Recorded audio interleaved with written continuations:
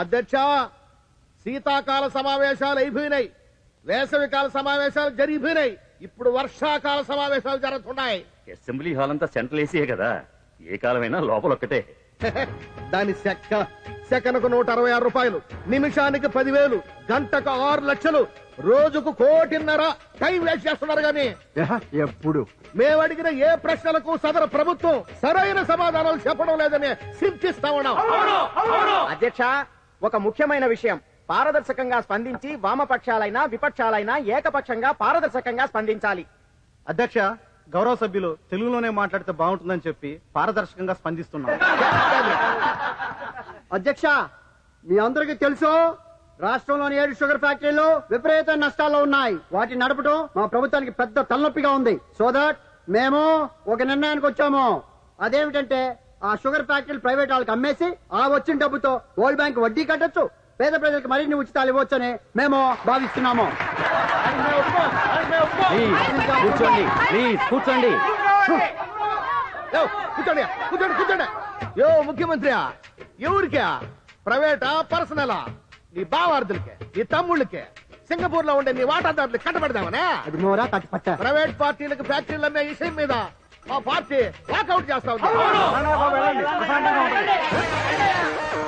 Walkout అని బయటికి వెళ్లకుండా మళ్ళీ లోపలికి వచ్చి కూర్చున్నారేంటి?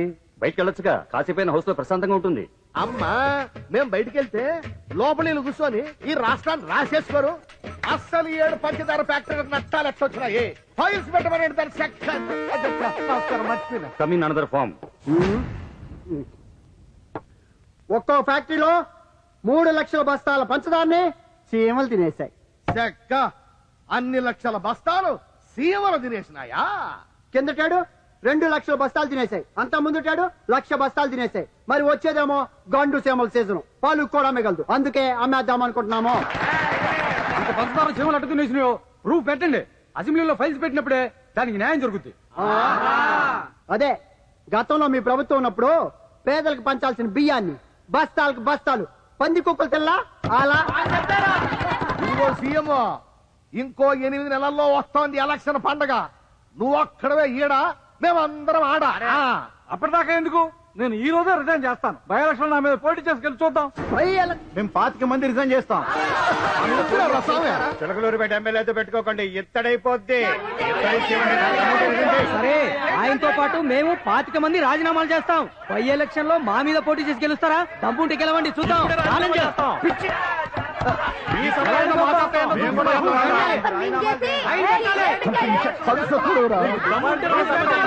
కూర్చోండి ఇవ్వండి మా రాజీనామా. కూడా తీసుకోండి. మొత్తం మీద 50 మంది తగ్గినట్టే. మాకు బీపీ తగ్గుతుంది, అసెంబ్లీ ప్రశాంతంగా ఉంటుంది. ఈ రాష్ట్ర మహాప్రజలందరికీ నమస్కారము. ఈ ఉప ఎన్నికలనేవి ప్రతిపక్షాల కుట్ర. ఈ ఎలక్షన్ లో గనక మీరు మమ్మల్ని గెలిపిస్తే ఓటు హక్కున్న ప్రతి విద్యార్థికి ఫీజులో సగం రాయితీ ఇస్తాము. మేం గెలిస్తే ఫీజులు లేవు, గీజులు లేవు, మొత్తం చదువంతా ఫ్రీయే. మధ్యతరగతి ఉపాధ్యాయులకు, ఉద్యోగస్తులకు లీటర్ పెట్రోల్ కి 2 రూపాయలు తగ్గింపిస్తాము. తగ్గింపు లేదో గిగ్గింపు లేదో, బంకుల్ని పెట్రోల్ డీజిల్ సలివేంద్రాలుగా చేసి వెనక ముందు ఫ్రీగా మీకు కొట్టిస్తాం. స్వామి, మీరు పొలాలకు వెళ్ళక్కర్లేదు, ఎండలోపడి పని చేయక్కర్లేదు, ఇత్తనాలు నాటక్కర్లేదు, కోతలు కొయ్యక్కర్లేదు. మేమే పండించి ఎకరానికి 50 బస్తాల చొప్పున ఉచితంగా మీ ఇంటికి లేదు అమ్మి ఆ డబ్బే ఇస్తాము.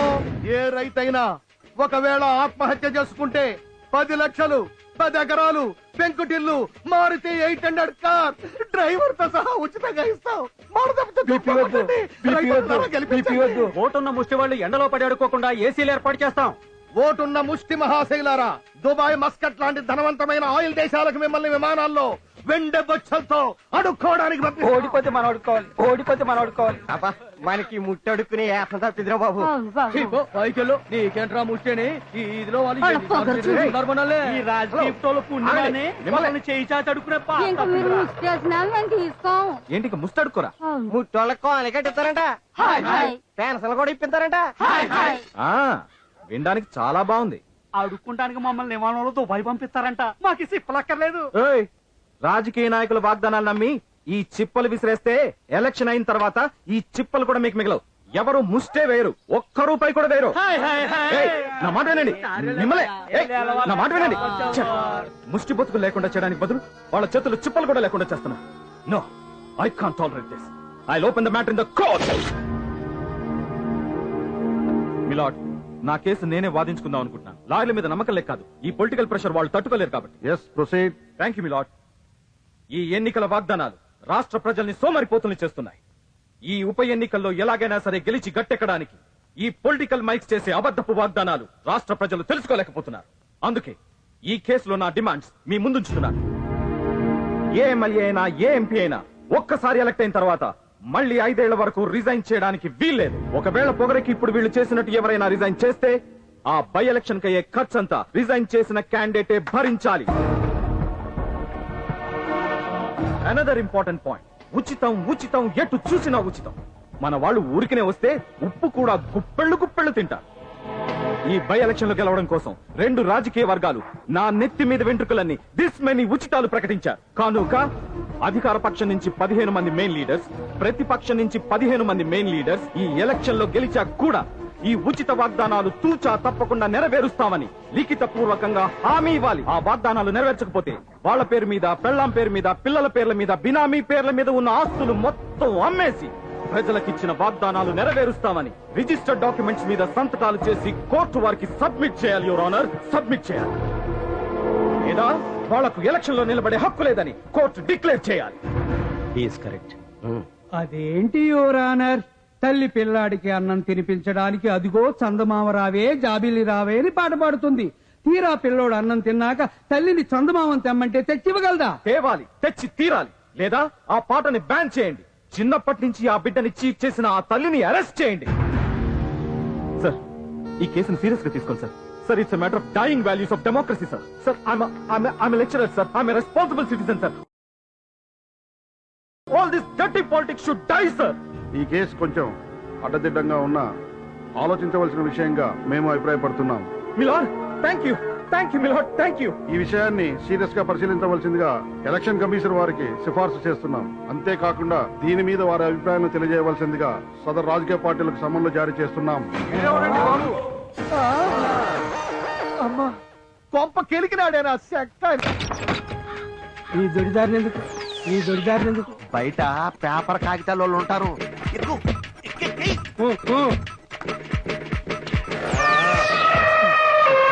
ఏంటి మాజీ, నువ్వు పార్టీలే దూకుతావు అనుకున్నా, గోడలు కూడా దూకుతున్నావు. ఏంటి తొడిదని పడిచా? ఎదురు నుంచి వస్తే పేపర్ రెడ్డింగ్ లో పడతాంలా, అందుకని వెనక నుంచి గోడదు. ఏమన్నావు? కాయలు ఖాళీగా ఉన్నాయా?